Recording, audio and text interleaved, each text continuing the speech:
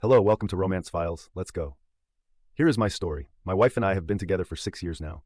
Everything is going well in our everyday life. We have a 2-year-old daughter.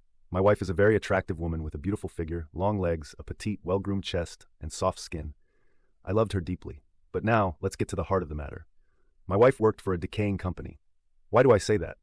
Let me explain. This company couldn't be called good because the relationships between employees were clearly irresponsible and unprofessional. How do I know this? I'll tell you. I didn't want my wife to go to the corporate event. I just felt that something would go wrong. She started preparing for this event 2 weeks ago, shopping for a dress, shoes, and even perfume.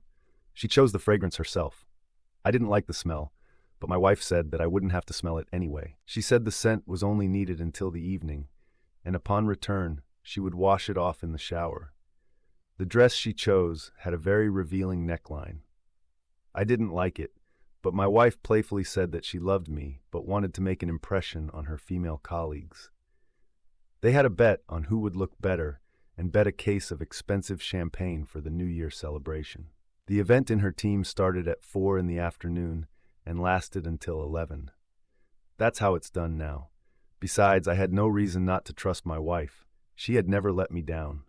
On December 30th, I saw her off, and the taxi came for her. I asked her to stay, albeit with hope, but she replied that she couldn't because it would affect her professional reputation. Her boss didn't like refusals, and it could negatively impact her career. Of course, she earned good money, unlike me, who worked as a teacher.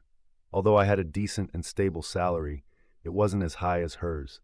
When my wife left, I decided to let her relax and have fun. After all, she had attended events organized by her company before. I always let her go, but this time I felt a strange emptiness, worry, and a sense of something unpleasant that threw me off balance. Around 10 at night, I called my wife. She picked up the phone, but due to the loud music and the sounds around, I had to shout to make myself heard. I asked her when she was planning to come home. She replied that they had decided to continue the celebration, and she would be back 2 hours later. Amidst all the noise, I heard someone persistently calling my wife to dance. The appointed time passed, and my wife still hadn't come home. When I tried to call her, her phone was turned off. She only returned in the evening of the next day, 4 hours before New Year's Eve, and she seemed slightly tipsy. She passionately kissed me on the lips.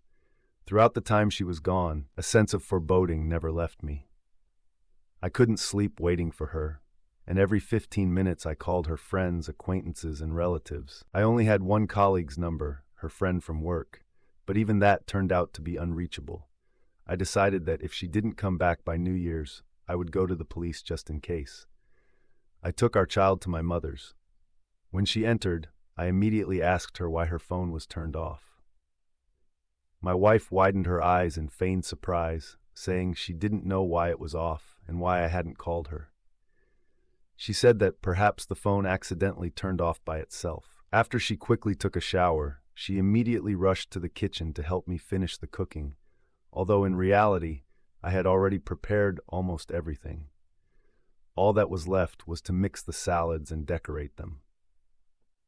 Throughout the time she was busy in the kitchen, I never stopped trying to find out where she had disappeared to, considering she had only left for a few hours, but she kept postponing the conversation for later. I welcomed the new year with intention, even though my wife tried to cheer me up, talking about love, our child, and the future.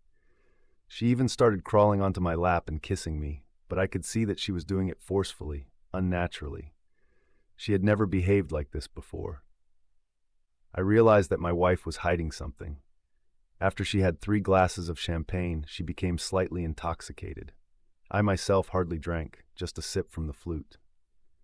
When midnight struck, that was it. Around 2 in the morning, my wife said she was very tired and going to bed. I didn't wake her up. Early in the morning, I knew where they were celebrating the holiday, so I decided to go there. During the drive, I deliberately turned off my phone. An hour later, I arrived at the venue. Fortunately, it was the 1st of January, and there were few cars on the road. I found the head of security, who turned out to be a beautiful woman in her 50s. We talked, and she told me that indeed such a company was celebrating New Year.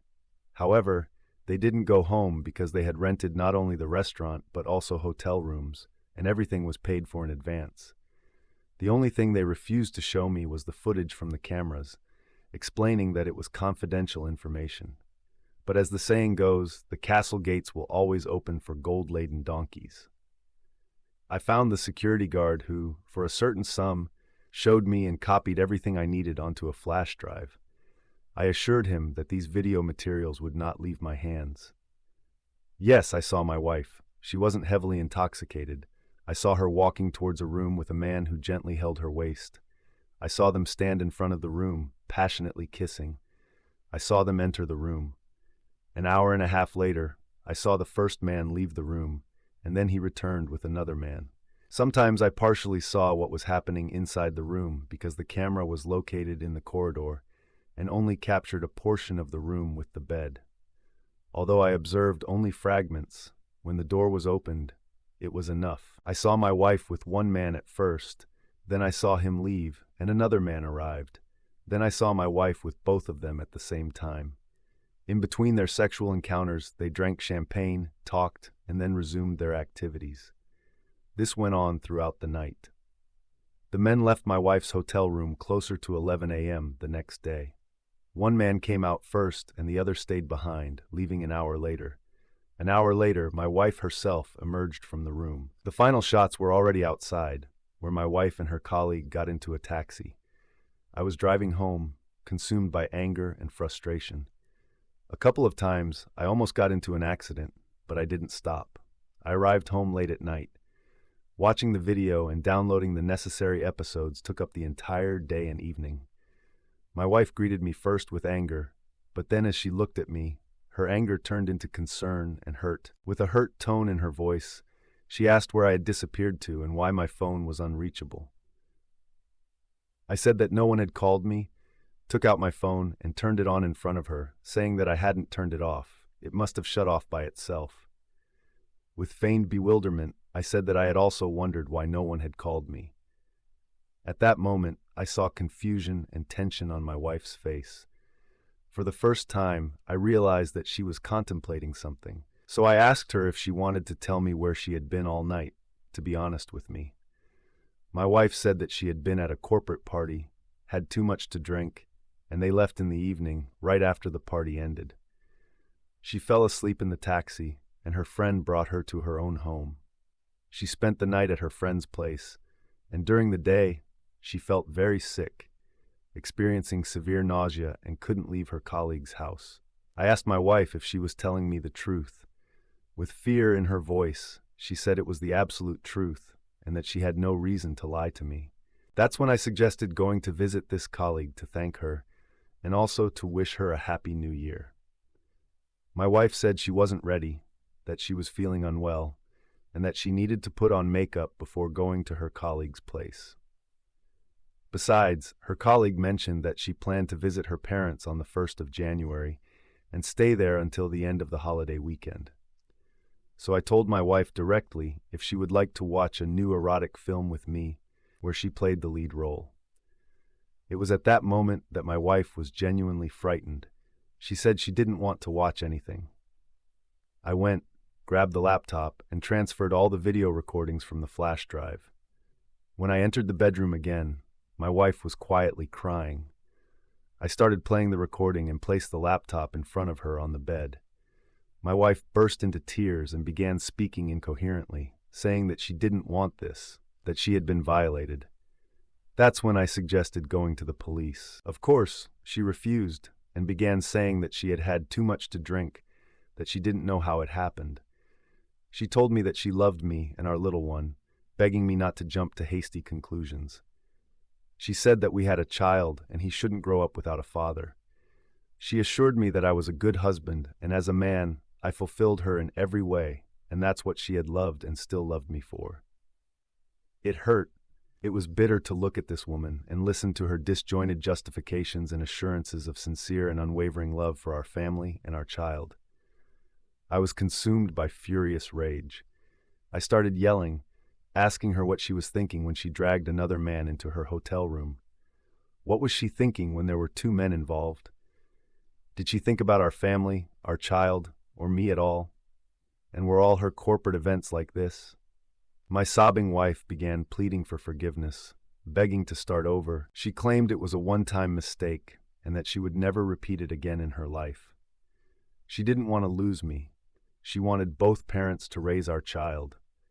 She insisted that our child needed a mother and a father, that the child shouldn't grow up without a father and should live in a complete family. She said she was willing to die for what she had done. She couldn't imagine her life without me and our child. That's when I erupted once again. I screamed and asked the question, what, and most importantly, who was she thinking about in that hotel room? What and who was she thinking about when she went to that corporate event, knowing in advance that she wouldn't come back on time, knowing that everything was already paid for? Why did she lie to me from the very beginning? Who was that man she entered the room with, and who was the second one who joined them later? My wife stopped crying and sat there with a detached expression on her face. She said she understood everything, that she didn't want this, but it happened, and she was willing to do anything to save our family. She said that our child and I meant everything to her. She couldn't imagine her future without me and our little one. Silently, I took out a suitcase and started packing my things. My wife sat there as if frozen, staring at one spot and remaining silent. Hysterics ensued when I reached the door.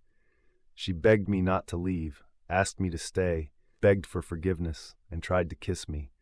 She clung so tightly to my jacket that I could barely detach her, nearly tearing the jacket in the process. I walked away. I called my mother and asked her to keep the child with her until the end of the holiday.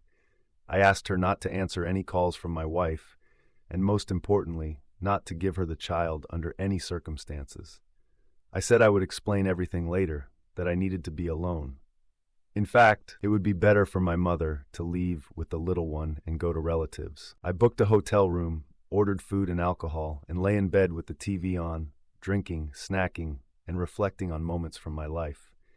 Then I succumbed to a drunken sleep. The phone woke me up during the day. It was my father-in-law inquiring when we, along with his daughter and granddaughter, would come to visit them. I replied that we wouldn't be able to come. We simply couldn't, that's all. When I returned home, I informed my wife that I was filing for divorce. I had thought everything through and realized that I would never be able to forgive her, that she was a cheater, and she should leave my apartment as it was purchased before the marriage. As for our daughter, I would take legal action to determine her place of residence with her father due to the mother's immoral behavior. I turned around, walked out, got in the car, and drove away. No one stopped me anymore. As for her two colleagues, I found them. I gathered information on them, and it turned out that both of them were married and even had children. As an act of revenge, I sent their wives an erotic film featuring their husbands and my ex-wife. What happened to them afterward, I no longer know, but I was no longer interested in that. I needed to start a new life. That's the story. If you liked it, please support us with a like, as well as subscribe to our channel. Write in the comments what you think about the story. Thank you for being here with us.